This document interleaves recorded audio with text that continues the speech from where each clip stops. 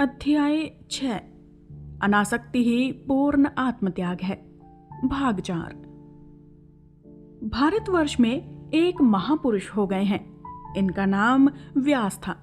ये बहुत बड़े ऋषि थे और वेदांत सूत्र के प्रेरणा के नाम से प्रसिद्ध हैं। इनके पिता ने पूर्णत्व प्राप्त करने का बहुत यत्न किया था, परंतु वे असफल रहे। उनके पितामह तथा प्रपितामह ने भी पूर्णत्व प्राप्त करने के लिए बहुत चेष्टा की थी, किंतु वे भी सफल काम ना हो सके। स्वयं व्यासदेव भी पूर्ण रूप से सफल ना हो सके, परंतु उनके पुत्र शुकदेव जन्म से ही सिद्ध थे। व्यासदेव अपने पुत्र को तत्व ज्ञान की शिक्षा देने लगे और स्वयं यथाशक्ति शिक्षा देने के बाद उन्होंने शुकदेव को राजा जनक की राजसभा में भेज दिया। जनक एक बहुत बड़े राजा थे और विदेह नाम से प्रसिद्ध थे। विदेह का अर्थ है शरीर से पृथक। यद्यपि वे राजा थे, फिर भी उन्हें इस बात का तनिक भी भान न था कि वे एक शरीरधारी हैं। उन्हें तो सदा यही ध्यान रहता था कि वे आत्मा हैं। बालक शुक उनके पास शिक्षा ग्रहण करने के लिए भेजे गए।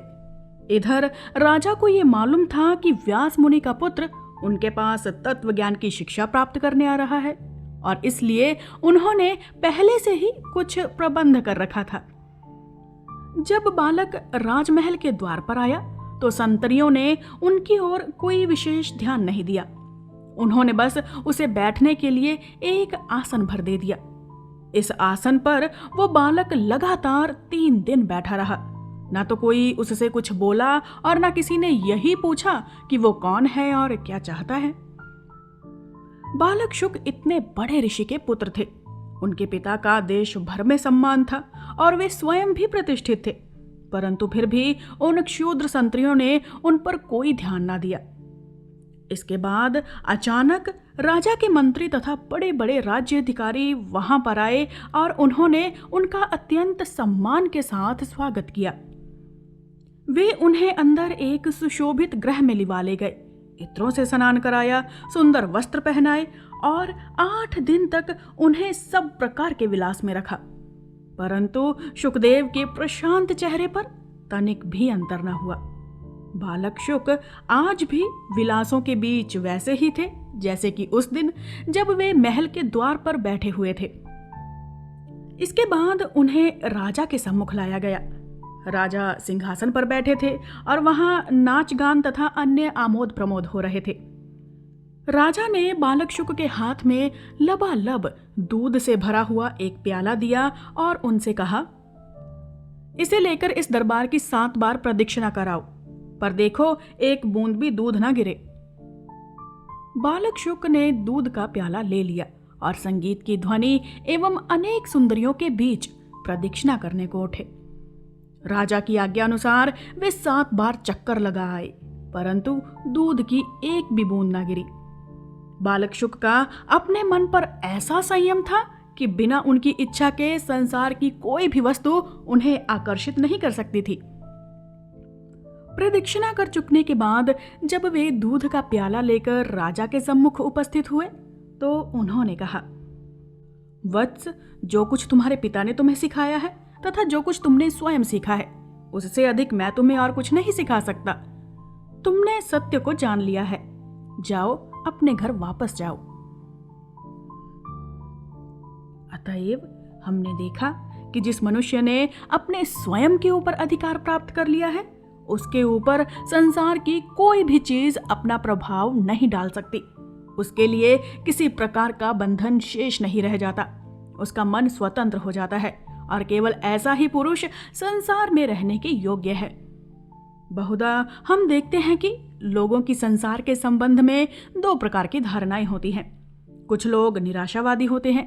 वे कहते हैं संसार कैसा भयानक है, कैसा दुष्ट है। दूसरे लोग आशावादी होते हैं और कहते हैं संसार कितना सुंदर है, कितना अद्भुत है। जिन लोगों ने अपने मन पर विजय नहीं प्राप्त की है, उनके लिए ये संसार या तो बुराइयों से भरा है या अधिक से अधिक अच्छाइयों और बुराइयों का मिश्रण है। परंतु यदि हम अपने मन पर विजय प्राप्त कर लें तो यही संसार सुखमय हो जाता है। फिर हमारे ऊपर किसी बात के अच्छे या बुरे प्रभाव का असर ना होगा। हमें कहीं भी विशृंखलता दिखाई ना देगी। हमारे लिए सभी कुछ सामंजस्यपूर्ण हो जाएगा। देखा जाता है जो लोग आरंभ में संसार को नरक कुंड समझते हैं, वे ही यदि आत्म संयम की साधना में सफल हो जाते हैं तो इस संसार को ही स्वर्ग समझने लगते हैं। यदि हम सच्चे कर्मयोगी हैं और इस अवस्था को प्राप्त करने के लिए अपने को शिक्षित करना चाहते हैं तो हम चाहे जिस अवस्था से आरंभ करें, ये निश्चित है कि हमें अंत में पूर्ण आत्मत्याग का लाभ होगा ही। और ज्यों ही इस कलिपत अहम का नाश हो जाएगा, त्यों ही वही संसार जो हमें पहले अमंगल से भरा प्रतीत होता था, अब स्वर्ग संपूर्ण और परमानंद से पूर्ण प्रतीत होने लगेगा। यहाँ की हवा तक बदलकर मधुमय हो जाएगी और प्रत्येक व्यक्ति भला प्रतीत होने लगेगा। यही है कर्मयोग की चरम गति और यही है इसकी पूर्णता या सिद्धि। हमारे भिन्न भिन्न योग आपस में विरोधी नहीं है। प्रत्येक अंत में हमें एक ही स्थान में ले जाता है और पूर्णत्व की प्राप्ति करा देता है। पर हाँ, प्रत्येक का दृढ़ अभ्यास आवश्यक है। सारा रहस्य अभ्यास में ही है। पहले श्रवण करो, फिर मनन करो और फिर उसे अमल में लाओ। ये बात प्रत्येक योग के संबंध में सत्य है। पहले तुम इसके बारे में सुनो और समझो कि इसका मर्म क्या है। यदि कुछ बातें आरंभ में स्पष्ट ना हो तो निरंतर श्रवण एवं मनन से वे स्पष्ट हो जाती हैं। सब बातों को एकदम समझ लेना बड़ा कठिन है, फिर भी उनका स्पष्टीकरण आखिर तुम ही में तो है। वास्तव में कभी किसी व्यक्ति ने किसी दूसरे को नहीं सिखाया। हम में से प्रत्येक को अपने आप को सिखाना होगा। बाहर के गुरु तो केवल उद्दीपक कारण मात्र हैं, जो हमारे अंतःसत गुरु को सब विषयों का मर्म समझाने के लिए उद्बोधित कर देते हैं। तब बहुत सी बातें हमारी स्वयं की विचार शक्ति से स्पष्ट हो जाती हैं और उनका अनुभव हम अपनी ही आत्मा में करने लगते हैं और ये अनुभूति ही हमारी प्रबल इच्छा शक्ति में परिणत हो जाती है। पहले भाव और फिर इच्छा शक्ति। इस इच्छा शक्ति से कर्म करने की वो जबरदस्त शक्ति पैदा होती है जो हमारी प्रत्येक नस, प्रत्येक शिरा और प्रत्येक पेशी में कार्य करती रहती है, जब तक कि हमारा समस्त शरीर इस निष्काम कर्म योग का एक यंत्र ही नहीं बन जाता और इसके फलस्वरूप हमें अपना वांछित पूर्ण आत्मत्याग एवं परम निस्वार्थता प्राप्त हो जाती है।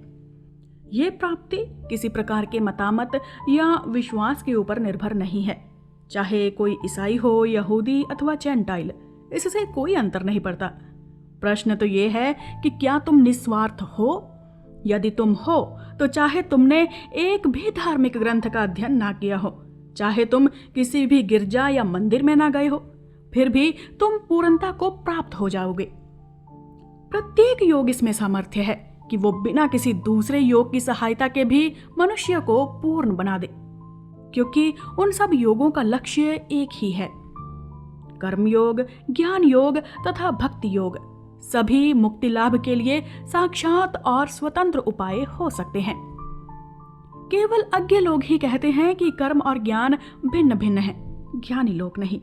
ज्ञानी ये जानता है कि यद्यपि ऊपर से ये योग एक दूसरे से विभिन्न प्रतीत होते हैं, परंतु अंत में वे सब एक ही लक्ष्य में ले जाते हैं और वो लक्ष्य है पूर्णता।